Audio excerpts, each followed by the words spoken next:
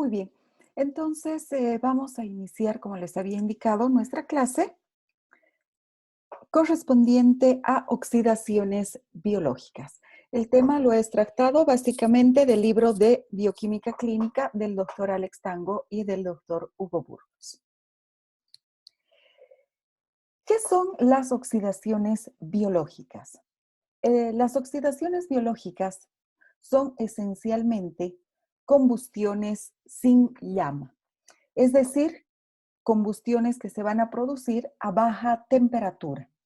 Como habíamos visto ya en temas anteriores, el calor no puede ser utilizado como fuente de energía por los organismos vivos.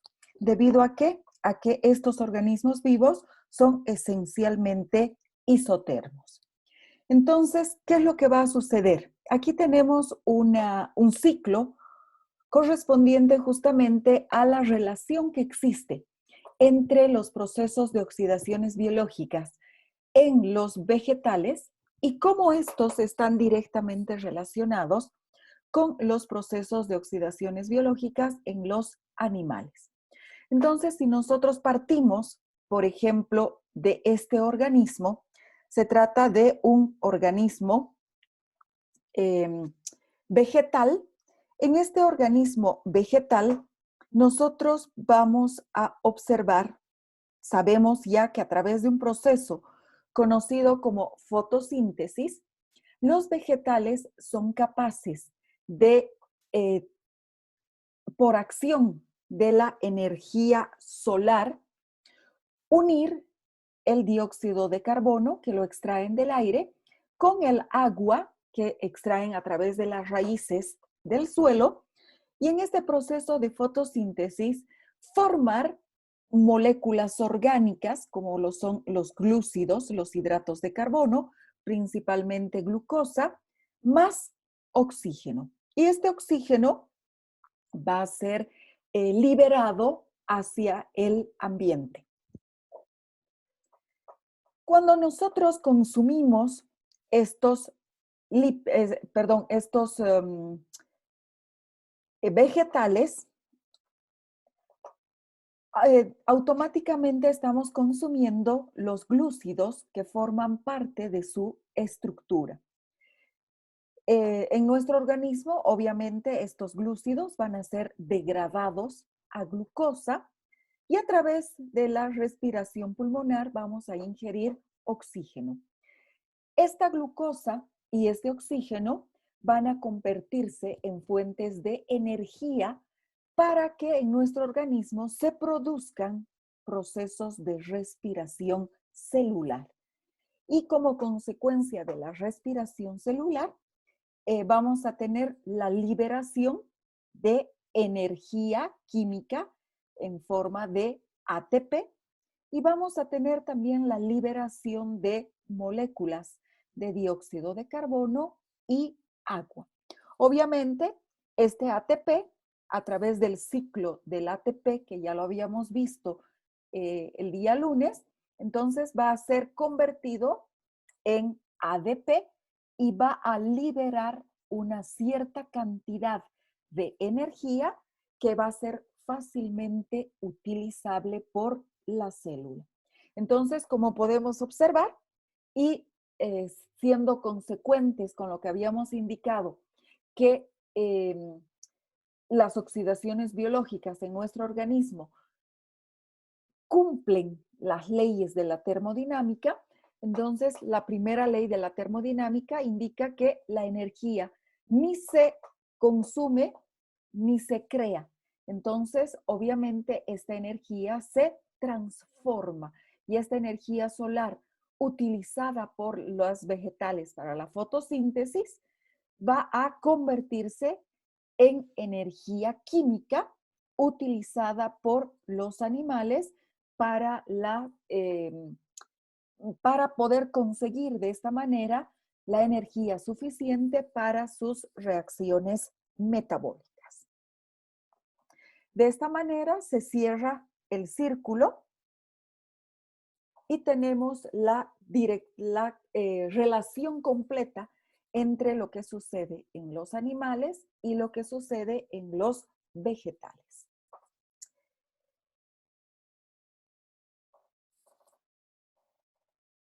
Las reacciones de óxido-reducción, desde el punto de vista químico, son definidas de la siguiente manera. Una reacción de oxidación se define como un proceso mediante el cual un átomo pierde electrones, mientras que las reacciones de reducción son aquellas a través de las cuales otro átomo va a ganar este electrón perdido por el primero. Entonces, aquí nosotros tenemos una reacción química, podría ser el zinc elemental más el sulfato cuproso, se va a convertir en sulfato de zinc más cobre. Entonces, esta es una reacción de óxido-reducción. Como podemos ver, el zinc, que se encuentra en estado elemental, es decir, con valencia cero, va a ceder electrones. Y al ceder electrones se va a convertir en zinc más 2 más la liberación de 2 electrones. ¿Quién va a captar estos 2 electrones? El que capta estos 2 electrones es el cobre. Entonces el cobre con su valencia más 2, al captar estos 2 electrones se convierte en cobre elemental. Por lo tanto, el zinc se está oxidando al perder electrones y el cobre se está reduciendo al aceptar estos electrones. El zinc de valencia 0 se oxida a valencia más 2 y el cobre de valencia más 2 se reduce a cobre 0, a cobre elemental. Lo mismo va a suceder en nuestro organismo. Estas reacciones de óxido-reducción se aplican también a sistemas bioquímicos. Pero para que estas reacciones de óxido-reducción se produzcan en nuestro organismo, es necesario la presencia de ciertas enzimas, enzimas que reciben el nombre genérico de enzimas oxidorreductasas. Y estas oxidorreductasas pueden ser de 4 tipos.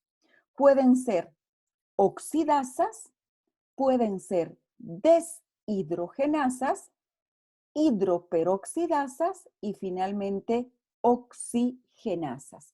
Entonces, todas estas enzimas, estas 4 enzimas, de manera general lo que van a hacer es producir reacciones de óxido-reducción. ¿Y cuál es la diferencia? Que van a actuar sobre diferentes sustratos y van a formar, obviamente, diferentes productos. De manera general, vamos a ver qué función cumplen las oxidasas. Las oxidasas son oxidorreductasas que catalizan la eliminación del hidrógeno utilizando como aceptor al oxígeno. Por lo tanto, van a formar como producto una molécula de agua o van a formar una molécula de peróxido de hidrógeno. Dependiendo esto de si se emplea media molécula de oxígeno o si se emplea la molécula completa de oxígeno. Entonces, aquí tenemos lo que acabo de indicar. Tenemos un sustrato X que se va a unir a media molécula de oxígeno, es decir, que se va a unir solamente a un átomo. Este sustrato se reduce, se convierte en un compuesto oxidado y el oxígeno es el que se va a oxidar por acción de esta oxidasa. Obviamente, esta media molécula de oxígeno, este átomo de oxígeno, se va a unir a 2 hidrógenos y nos va a formar como producto una molécula de agua. En el segundo caso, tenemos una molécula completa de oxígeno. Esta molécula completa de oxígeno se va a unir a dos hidrógenos y nos va a formar agua oxigenada. Entonces, como podemos ver, utilizan al oxígeno como receptor, como aceptor de como aceptor de electrones. Y como consecuencia de ello, forman moléculas de agua o de peróxido de hidrógeno. Dentro de estas enzimas, conocidas con el nombre de oxidasas, tenemos ciertas enzimas muy importantes y que cumplen una función predominante dentro de nuestro organismo. Por ejemplo, tenemos a la citocromo oxidasa, es una hemoproteína o una proteína hémica. ¿Alguien recuerda la característica de las proteínas hémicas?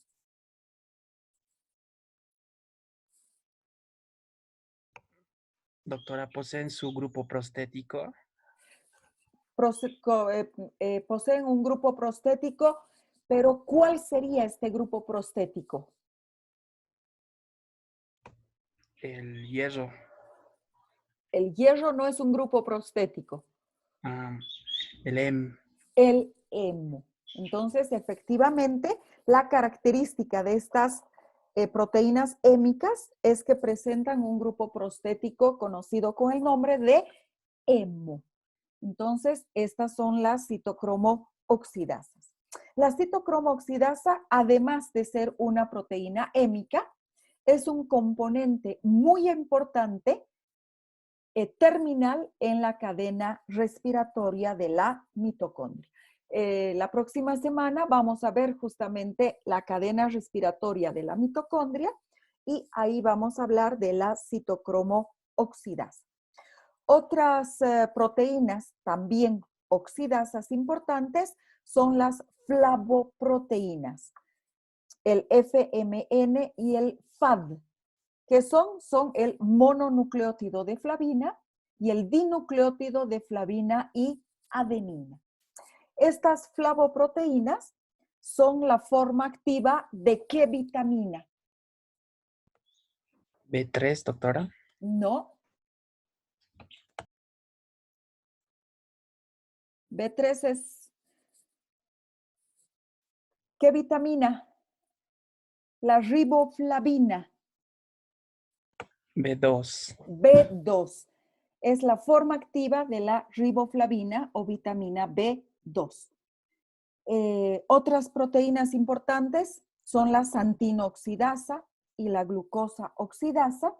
La xantinoxidasa lo que hace es convertir las bases púricas en ácido úrico y la glucosa oxidasa lo que hace es oxidar la glucosa a peróxido de hidrógeno y gluconolactonas. Bueno, todo eso vamos a ver en temas posteriores. Otros ejemplos importantes son las fenolasas, las lacasas, las uricasas, las monoaminooxidasas. Entonces son simplemente ejemplos de enzimas oxidasas. Otro grupo importante son las deshidrogenasas. Las deshidrogenasas cumplen dos funciones importantes. Una primera función es la transferencia del hidrógeno de un sustrato a otro. Pero ¿cuál es la diferencia? Porque aquí las oxidasas también transfieren el hidrógeno de un sustrato a otro, pero ¿a quién utilizan como aceptor de estos hidrógenos? Al oxígeno. En el caso de las deshidrogenasas, transfieren el hidrógeno de un sustrato a otro. Y este otro sustrato es diferente del oxígeno. Y obviamente a través de una reducción, de una reacción de óxido reductor. Estas reacciones a menudo utilizan coenzimas como vehículos del hidrógeno. También se las conoce como moléculas acarreadoras de hidrógeno. Este tipo de reacciones es libremente reversible. Es decir, que el hidrógeno puede ser transferido de un sustrato a otro o puede ser regenerado al sustrato inicial. Enseguida vamos a ver cómo se produce. Mejor la veremos. Entonces aquí tenemos, por ejemplo, el succinato que va a perder estos dos hidrógenos. ¿Quién va a transportar, quién va a acarrear estos hidrógenos? El FAD. Entonces el FAD se hidrogena y esto va a provocar que esta coenzima sea la coenzima transportadora de hidrógenos. Y obviamente el succinato, al perder dos hidrógenos que están en el FAD, se convierte en fumarato. Entonces, esa es la primera función. Transporta, transfiere hidrógenos de un sustrato a otro diferente del oxígeno. Generalmente son captados por coenzimas. La otra función es la transferencia de electrones en la cadena respiratoria de la mitocondria, de un sustrato al oxígeno. Y estas enzimas se van a encontrar en forma de citocromos, excepto la citocromo oxidasa, que es una oxidasa. El resto de las citocromos que se encuentran en la cadena respiratoria de la mitocondria, lo que hacen es cumplir una función de deshidrogenasas, es decir, que transportan electrones de un sustrato al oxígeno. Otros citocromos importantes son, por ejemplo, los citocromos que se encuentran en el retículo endoplásmico, como el citocromo P450. El citocromo P450 es muy importante en el metabolismo de los esteroides y también es súper importante porque se encuentra en gran cantidad en la célula hepática, es decir, en el hígado, para el metabolismo de los fármacos. Es un citocromo muy importante en la desintoxicación como consecuencia del consumo de drogas. Estas drogas pueden ser drogas lícitas, como son los fármacos, o pueden ser drogas controladas. Entonces, el citocromo P450 es muy importante para la desintoxicación de las drogas. Otro grupo importante son las hidroperoxidasas. Las hidroperoxidasas utilizan el peróxido de hidrógeno como sustrato y tienen un papel muy importante en la protección del organismo contra los efectos nocivos del peróxido de hidrógeno. Vamos a ver posteriormente que el peróxido de hidrógeno es una molécula tóxica y que cuando se encuentra en exceso, obviamente va a producir alteraciones importantes. Dentro de las hidroperoxidasas tenemos dos enzimas importantes. Por un lado, tenemos a las peroxidasas y por otro lado tenemos a las catalasas. ¿Qué función cumplen las peroxidasas? En las peroxidasas se va a producir la reducción de los peróxidos de hidrógeno a través de la utilización de varios aceptores de electrones. Es decir, que el peróxido de hidrógeno va a transferir sus electrones a cualquier molécula. Generalmente, esta molécula aceptora de electrones del peróxido de hidrógeno puede ser la vitamina C. Entonces, lo que vamos a tener es la formación de dos moléculas de agua más otro compuesto. En cambio, las catalasas utilizan al peróxido de hidrógeno tanto como donador como aceptor de electrones. Es decir, que en este caso, el peróxido de hidrógeno se va a unir a sí mismo y lo que va a formar son dos moléculas de agua más oxígeno. Y por último, tenemos a las oxigenasas. Las oxigenasas catalizan la transferencia directa y la incorporación de oxígeno a una molécula de sustrato.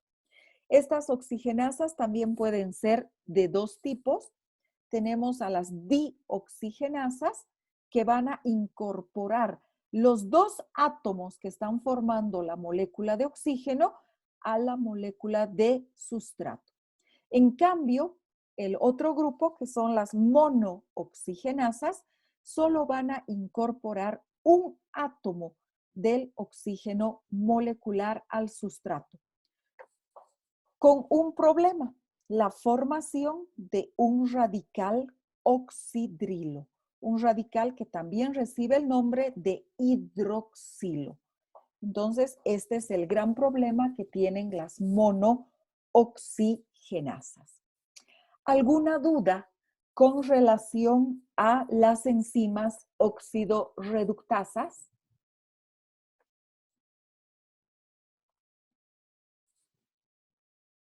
Obviamente se trata de la parte química. Solamente ustedes necesitan saber qué función cumplen. No se preocupen por las reacciones químicas. Como les he explicado al principio, las reacciones químicas solamente las empleo para que se pueda explicar de mejor manera la forma en la que actúan estas moléculas. Pero lo que a ustedes les interesa simplemente es saber su función. No necesitan aprender de memoria las fórmulas químicas. ¿Dudas con relación a estas enzimas?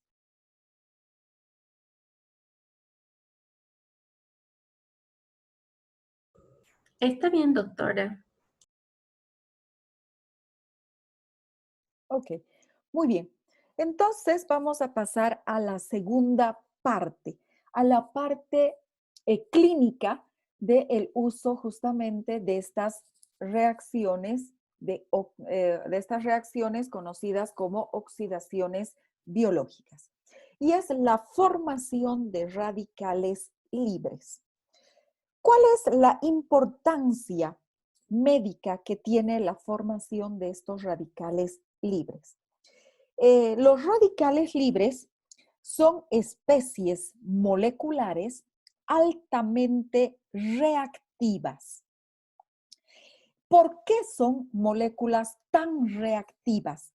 Debido a que ustedes saben, en el último nivel de energía, un átomo debe completar su nivel de energía para estar en una situación de tranquilidad, en una situación relajada. Entonces, estos radicales libres se forman porque han perdido un electrón o más electrones del último nivel de energía. Entonces, lo que van a presentar es un electrón no apareado en el último nivel de energía. Este es el átomo sano, presenta 8 electrones y cada uno de estos electrones obviamente se va a aparear con el de lado. En cambio aquí lo que vamos a tener es estos están apareados, estos también, pero este último electrón queda libre. Entonces se convierte en una molécula agresiva, se convierte en una molécula que va a tratar de robar un electrón de otro compuesto. Entonces va a tratar de llenar nuevamente este electrón. Obviamente, estos radicales libres, dependiendo de la cantidad de electrones que le falta, puede robar electrones o puede también ceder electrones. En este caso, en el que le falta un solo electrón, la forma más sencilla de que este radical libre se estabilice es robando electrones. Entonces, se va a unir a otro átomo y le va a robar un electrón. Pero ¿cuál es el problema? El problema es que si le roba un electrón, aquí tenemos un radical libre, le va a robar este electrón, entonces para completar su último nivel de energía, entonces este nuevo átomo se va a convertir en un nuevo radical libre. ¿Y qué va a hacer? Va a robar electrones de otro átomo vecino. Entonces, la formación de radicales libres son reacciones en cadena. Por eso es que estas reacciones son tan importantes y son tan nocivas para el organismo. La mayor parte de los radicales libres, eso estaba aquí, pueden derivar del oxígeno o pueden derivar del nitrógeno. Pero los más dañinos de todos ellos son justamente los radicales libres que provienen o que derivan del oxígeno. Entonces, lo que vamos a tener son átomos sanos de oxígeno y vamos a tener radicales libres de oxígeno. Y estos radicales libres derivados del oxígeno se los conoce con el nombre de especies reactivas de oxígeno, que se abrevia como ROS. Son los famosos ROS, que obviamente la abreviatura proviene de su nombre en inglés. ¿Cuáles son estas especies reactivas de oxígeno? Las especies reactivas de oxígeno son, por un lado, el oxígeno singlete, que es simplemente un átomo suelto de oxígeno. Algo que me estaba olvidando antes de hablar de las especies reactivas de oxígeno es que la molécula de oxígeno es esencial para la vida de los organismos, sobre todo de los organismos superiores como el ser humano, que es un organismo aerobio. A temperaturas elevadas, el oxígeno es una molécula sumamente reactiva y va a producir reacciones de combustión.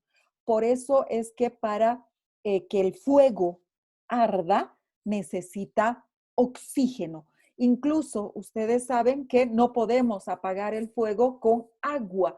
¿Por qué? Porque el oxígeno contenido en la molécula de agua va a ser utilizado por el fuego como fuente de oxígeno. Entonces, si vamos a utilizar agua para apagar el fuego, debemos utilizar una cantidad muy importante y a una presión también importante para poder apagar el fuego. Generalmente no se emplea agua para apagar el fuego.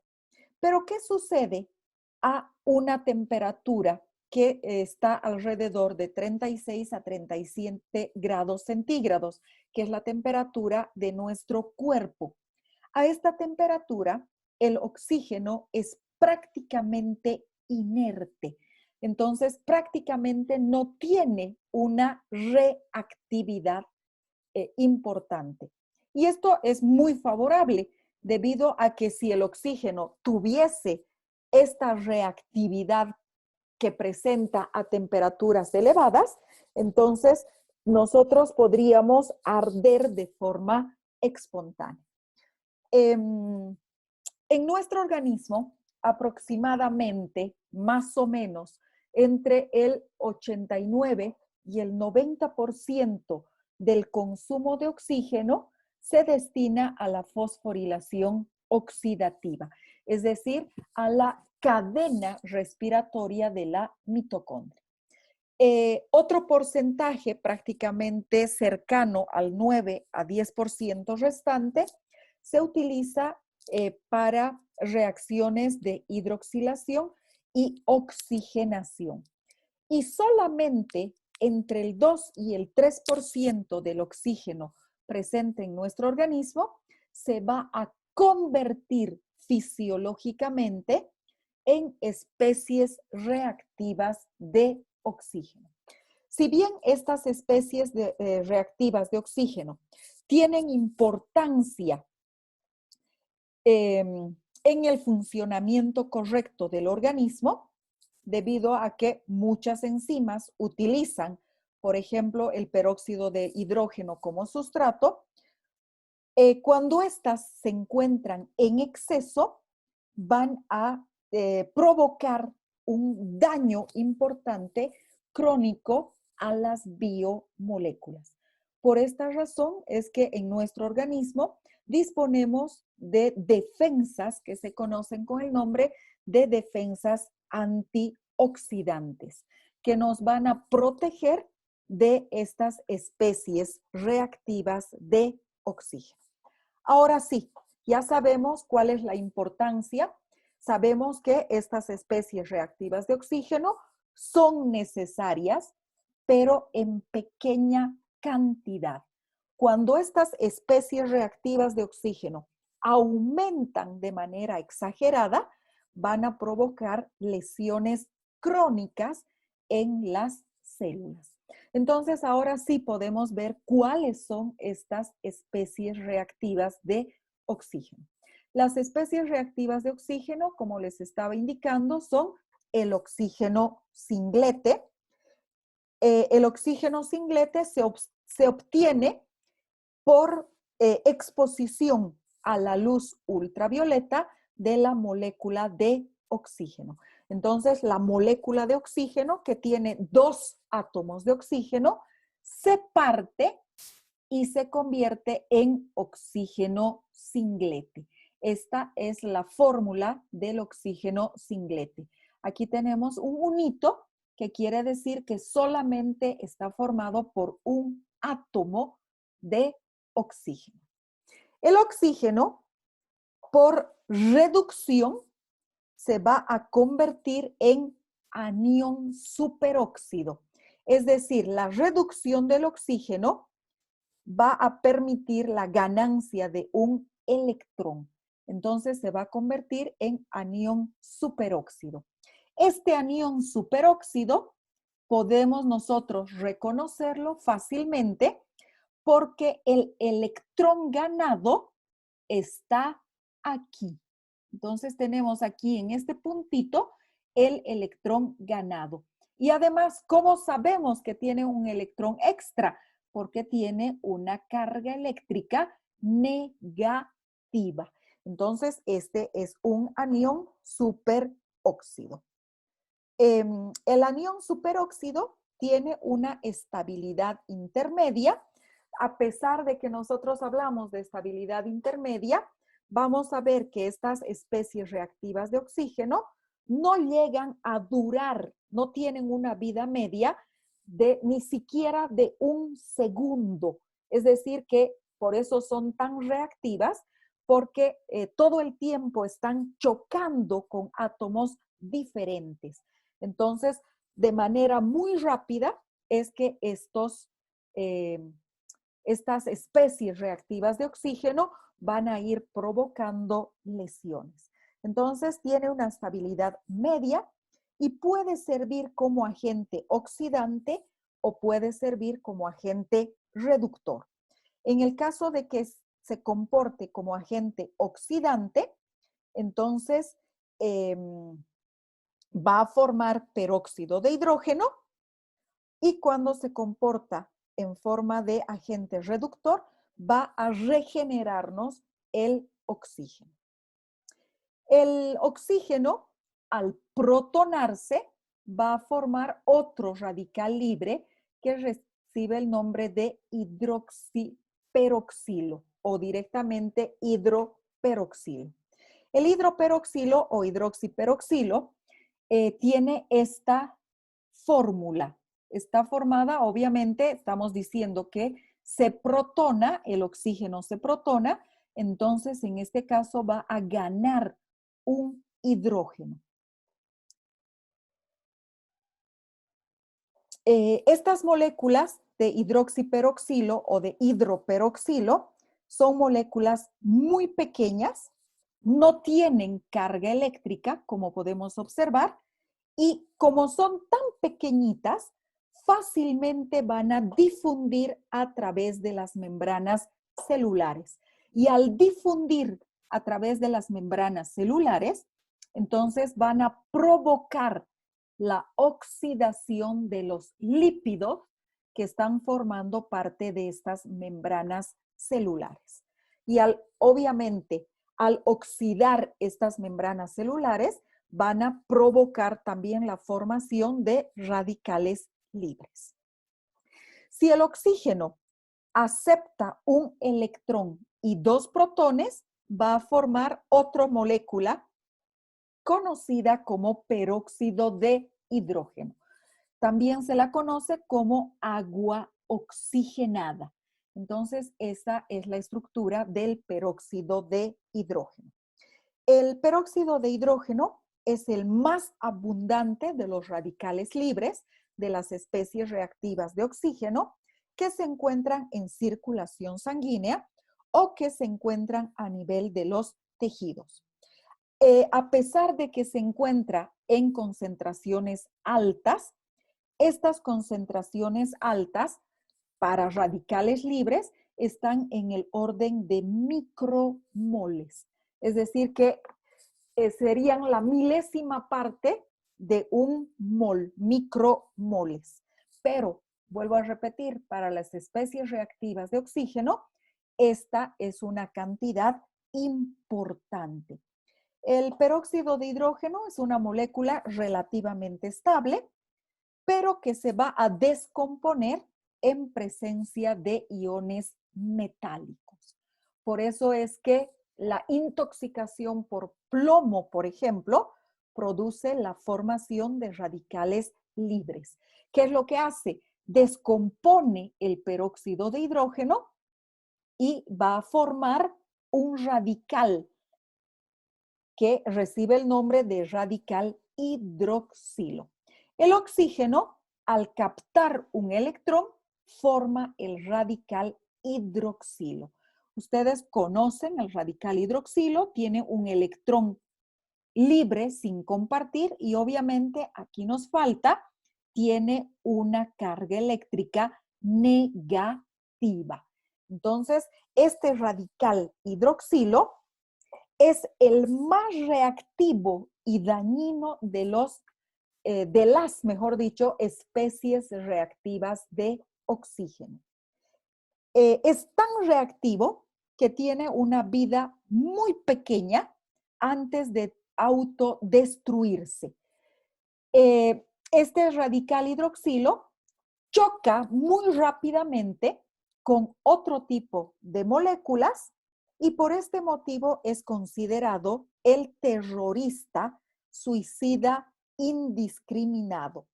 Es decir, que reacciona casi con cualquier molécula orgánica con la que va a chocar.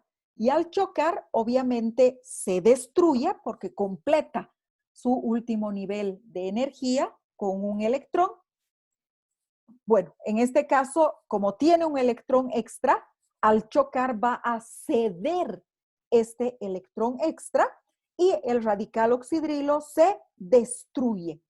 Entonces, en este choque, no solamente se va a producir la destrucción del hidroxilo, porque al ceder un electrón, está formando que el átomo o la molécula con la que choca va a ganar un electrón. Entonces, se destruye el radical hidroxilo, pero también se destruye la molécula con la que choca.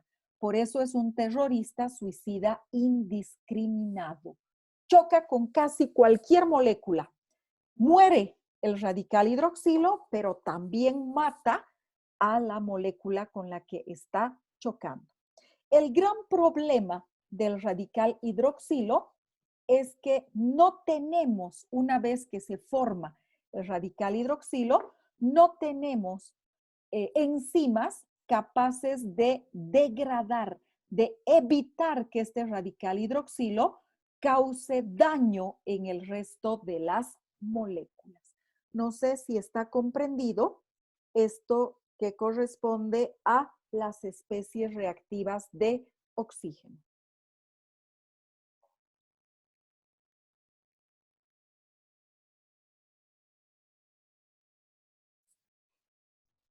Sí, doctora, está todo bien. Muy bien. ¿Cuáles son las fuentes de radicales libres? El ser humano se encuentra expuesto de manera continua a la acción de agentes externos que originan radicales libres, como por ejemplo, la luz ultravioleta del sol va a provocar la formación de oxígeno singlete, pero también de radical oxidrilo. Tenemos las poluciones, es decir, la liberación de los gases contaminantes, tanto de las fábricas como de los automóviles, que unido a la luz ultravioleta también va a formar radicales libres. Las radiaciones ionizantes también forman radicales libres. El humo del cigarro también forma radicales libres. Entonces, todos estos agentes externos al organismo van a formar radicales libres.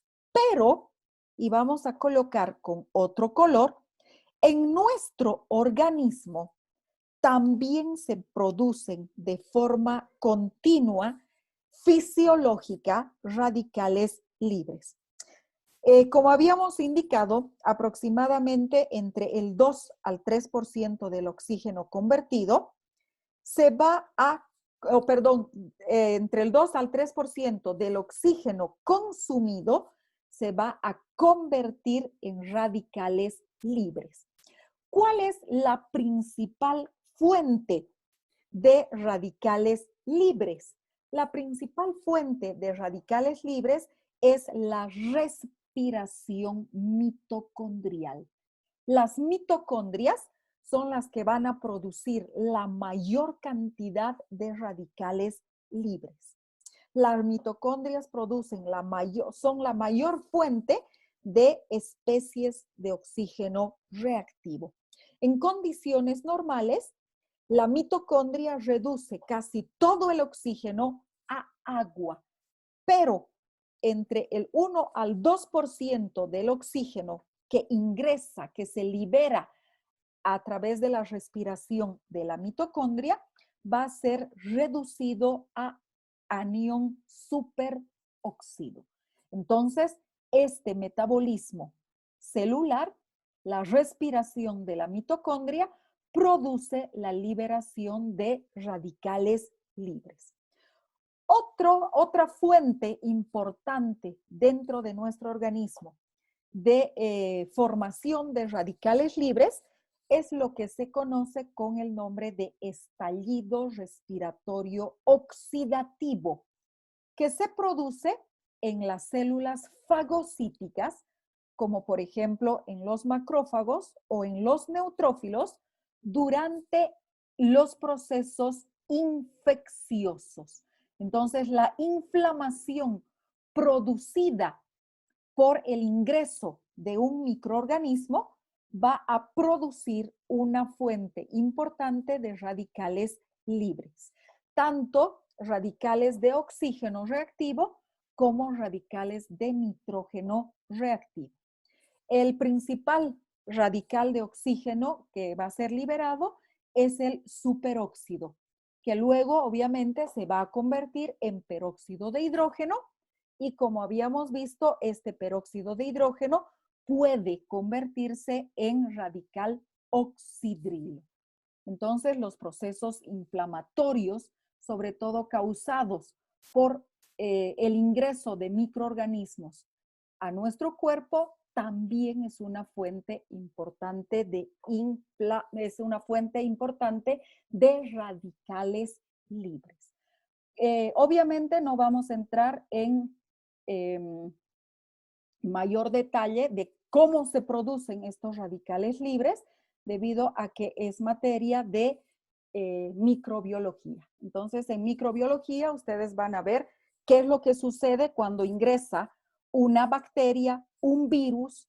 En parasitología también, qué es lo que sucede cuando ingresa un parásito o un hongo y va a estimular al sistema inmunológico celular, y como consecuencia de esta estimulación del sistema inmunológico celular, la formación de radicales libres. Está comprendida cuáles son las fuentes de radicales libres. Sí, doctora. Muy bien. Entonces, ¿qué es lo que puede provocar? Habíamos dicho que los radicales libres son importantes para el metabolismo de nuestro cuerpo, pero cuando estos radicales libres se encuentran en exceso, estos radicales libres son muy reactivos y van a participar en reacciones de extracción de hidrógeno. Van a provocar la polimerización, van a provocar ruptura de enlaces o van a provocar la adición de radicales. Entonces, casi todas las moléculas de nuestro organismo son susceptibles al ataque de los radicales libres, pero las más afectadas son los ácidos grasos poliinsaturados. ¿Qué quiere decir poliinsaturados? Quiere decir que tienen dobles o incluso en algún caso triples enlaces. Y estos ácidos grasos poliinsaturados se encuentran formando la bicapa lipídica en todas las células. También se afectan de manera importante las proteínas, el ácido desoxirribonucleico y los hidratos de carbono. Entonces, es muy importante el evitar que los radicales libres se encuentren en exceso en nuestro organismo. ¿Qué es el estrés oxidativo? El estrés oxidativo se define como un estado en el que la velocidad de generación de especies reactivas de oxígeno excede la capacidad de nuestro organismo de protegernos. Entonces, lo que se va a producir es un desequilibrio entre las moléculas que forman radicales libres y las moléculas que nos protegen de que estos radicales libres excedan el valor útil para nuestro organismo. Entonces, el estrés oxidativo es una característica de las enfermedades inflamatorias, y habíamos visto que se forman radicales libres como consecuencia de procesos inflamatorios. Entonces, son característicos de enfermedades inflamatorias en las que las células del sistema inmunitario producen especies reactivas de oxígeno en respuesta al ingreso de un estímulo, de un antígeno. El estrés oxidativo puede ser localizado, como sucede, por ejemplo, a nivel de las articulaciones en la artritis, o en el caso de la pared vascular en una patología que recibe el nombre de aterosclerosis. La aterosclerosis la vamos a estudiar posteriormente cuando hablemos del metabolismo de las grasas, específicamente del colesterol. Y vamos a ver cómo se produce la oxidación de unas moléculas que se llaman lipoproteínas, y estas se van a depositar en la pared interna de las arterias de mediano y arterias de gran calibre, formando unas placas calcificadas que reciben el nombre de ateromas. Entonces, esto va a provocar una enfermedad inflamatoria localizada que recibe el nombre de aterosclerosis. El estrés también puede ser sistémico, como por ejemplo, como consecuencia del lupus eritematoso sistémico, o lo que sucede en otra patología que también la vamos a ver y que recibe el nombre de diabetes. Entonces, cuando hablemos de aterosclerosis o de diabetes, vamos a recordar qué es el estrés oxidativo.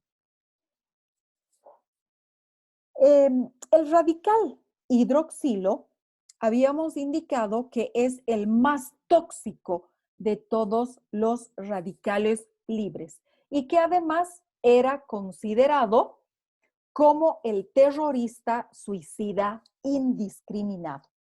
Entonces, el radical oxidrilo o hidroxilo va a reaccionar con las biomoléculas. Principalmente va a reaccionar a través de reacciones de sustracción o de adición de hidrógeno en uno de los lugares más sensibles para el daño por radicales libres. Y este lugar es justamente los lípidos, los ácidos grasos que se encuentran formando las membranas celulares. Entonces, estas membranas celulares son ricas en ácidos grasos poliinsaturados que fácilmente van a ser oxidados. Es decir, que como consecuencia de la acción de este radical hidroxilo o oxidrilo, se van a movilizar los dobles enlaces que están formando parte de este ácido graso. Entonces, el daño peroxidativo a la membrana plasmática va a afectar la integridad de la membrana, va a provocar la erosión de la membrana, va a provocar que al romperse estos dobles enlaces o al modificar su localización dentro del ácido graso, se produzca una erosión, un daño en la membrana celular. Entonces, este daño va a comprometer la capacidad de la célula para mantener el gradiente de concentración y va a provocar una distribución asimétrica de los lípidos en las membranas. Proceso que obviamente se conoce con el nombre de peroxidación lipídica. Entonces, el ataque del radical oxidrilo a la membrana celular rica en ácidos grasos poliinsaturados va a afectar directamente la integridad y la función de la membrana celular. Se va a perder el gradiente de concentración como consecuencia de una alteración en la integridad de la membrana. Y esta peroxidación lipídica va a provocar, resumiendo, la alteración en la permeabilidad de la membrana celular, va a provocar una salida y entrada indiscriminada de metabolitos y detritos, es decir, que los metabolitos, como la membrana está rota, van a entrar, pero también pueden salirse. Lo mismo los elementos tóxicos, los elementos de desecho de esta célula, como se ha producido la erosión de la membrana celular, también pueden entrar y pueden salir libremente. Se va a producir la ruptura o lisis de la membrana celular, lo que podría provocar una necrosis celular. Si afecta a los ácidos nucleicos, va a provocar mutaciones favoreciendo patologías de tipo degenerativas. También esta peroxidación lipídica puede actuar, como les decía, contra ciertas moléculas transportadoras de colesterol, como son las lipoproteínas de baja densidad, las LDLs. Van a oxidar a estas moléculas que son transportadoras de colesterol y van a provocar que estas LDLs se peguen en la túnica íntima de las arterias, que no deberían pegarse ahí y van a provocar la formación de ateromas. Van a provocar la formación de ateromas. También pueden alterar la estructura de proteínas que se encuentran en la piel, como son, por ejemplo, el colágeno y la elastina, lo que va a provocar un envejecimiento prematuro. Entonces, esto es lo importante con relación a los radicales libres. Y para concluir, tenemos todavía 3 minutitos, vamos a hablar de los mecanismos de eliminación de los radicales libres. Existen en nuestro organismo 3 mecanismos que van a permitir la eliminación de los radicales libres. La primera forma de defensa consiste en el secuestro de los iones metálicos. No nos olvidemos que los iones metálicos son capaces de producir la formación de radicales libres. Entonces, ¿cómo vamos a reducir el exceso de iones metálicos? A través de agentes que se conocen con el nombre de agentes quelantes. Estos agentes quelantes van a disminuir la disponibilidad de estos iones metálicos para que choquen con los átomos y formen radicales libres. Muchas proteínas, que ya las hemos estudiado, tienen esta capacidad, como por ejemplo la transferrina y la ferritina, que se unen al hierro 3. La albúmina también puede unirse al cobre, o la aptoglobina y la hemopexina, que van a retirar el hierro proveniente de la degradación de la hemoglobina. Entonces, estas proteínas son proteínas quelantes que atrapan a los iones metálicos y evitan que estos formen radicales libres. Otro mecanismo, el segundo mecanismo, es de las enzimas antioxidantes. Ya las habíamos estudiado. Dentro de estas enzimas antioxidantes tenemos a las peroxidasas, a las reductasas, a las catalasas, a las hidrogenasas, etcétera, que lo que van a hacer es justamente degradar al radical libre. Una enzima muy importante y que la vamos a ver cuando hablemos del metabolismo de los hidratos de carbono es la glutatión peroxidasa. Se trata de una peroxidasa y lo que hace es evitar la formación de gran cantidad de peróxido de hidrógeno. Y por último, se encuentran las moléculas que se conocen con el nombre de antioxidantes. Estas moléculas antioxidantes son sustancias presentes en concentraciones muy bajas y que retardan o previenen la oxidación de un sustrato. ¿Cómo es que producen esta acción antioxidante? Aumentan la defensa antioxidante, controlan el estrés oxidativo, neutralizan el exceso de radicales libres y controlan la agresión oxidativa.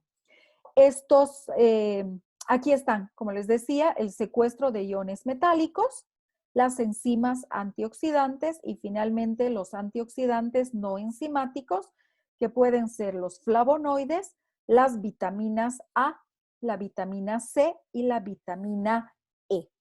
Es importante indicar que la forma en la cual van a actuar estas defensas antioxidantes es porque el antioxidante en su último nivel de energía tiene gran cantidad de electrones.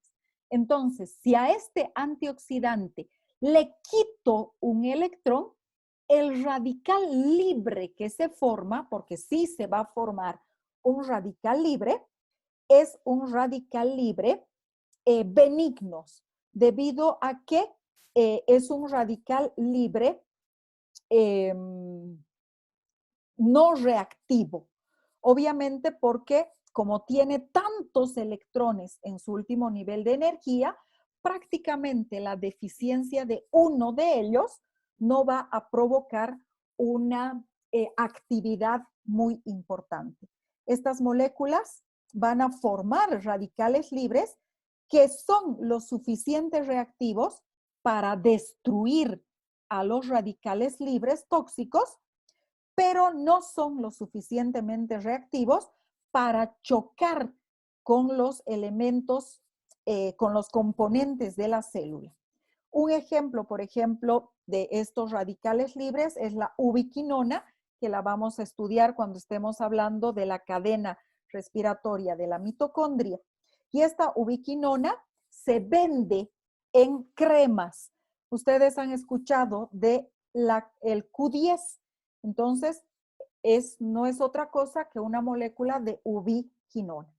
Ahora, existe una controversia importante debido a que estos oxidantes, estos antioxidantes, también pueden convertirse en prooxidantes.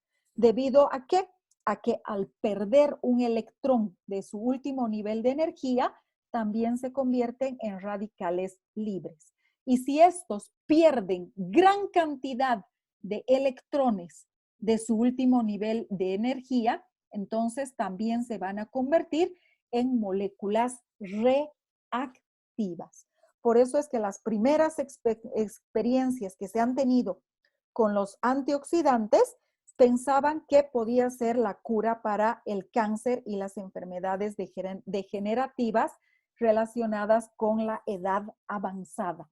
Pero como consecuencia de que estos antioxidantes pierden electrones y se convierten también en radicales libres, entonces estos estudios no han sido confirmados todavía a través de pruebas clínicas confiables, viables. Es más, se ha comprobado, por ejemplo, que en algún tipo de cáncer de pulmón en los que se estaba administrando vitamina C, estos pacientes en los que se ha administrado exceso de vitamina C han sido más bien, o en estos pacientes más bien se ha producido un aumento de la mortalidad por cáncer de pulmón. Entonces todavía está en controversia si realmente estos antioxidantes pueden ser beneficiosos. Está comprobado que en dosis bajas sí van a evitar la formación de radicales libres. Pero cuando están en exceso, como cualquier otra molécula, estos antioxidantes también pueden ser peligrosos. Entonces, mucho cuidado con el consumo exagerado de vitamina A, de vitamina C y de vitamina E. ¿Alguna duda? ¿Pregunta?